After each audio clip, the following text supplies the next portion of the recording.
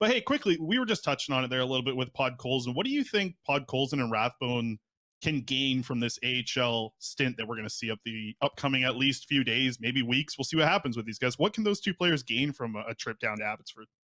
Yeah, well, I think it's a different conversation for each player. So let's start with Rathbone, who just hasn't been playing. He's got to play games, right? Like Podkolzin, I know had been scratched, obviously had the facial injury after the fight in Boston. So hadn't as much lately, but Rathbone's played what, 6 games for the Canucks this year. So he was a guy that they needed to just get into games again. And I've sort of been thinking it for a number of weeks now that they needed to send him down. And I'm a little surprised they took this long to get him down there to get some games in. But that's going to be important for him as a guy that doesn't have a ton of pro experience over the last few years, in large part because of the pandemic and the injuries he faced last year too. So just get him playing games, get him feeling confident.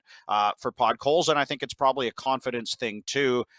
In terms of whether it's like a quick turnaround and a guy gets recalled, I think that's more likely to happen for Podkolzin than it is for Rathbone.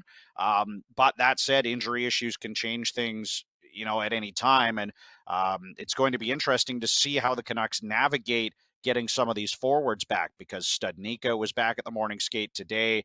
Pearson, you have to imagine, can't be too far off a return to the lineup. So they are going to have some roster decisions here. And at the end of the day, Podkolzin hasn't been in the lineup. The team has well, and he's one of those guys that doesn't need waivers to go down to Abbotsford. So for a lot of reasons, it makes sense, but hopefully he can regain some confidence after a bit of a slow start to the year offensively to go down there and put up some numbers and start feeling good about his game again.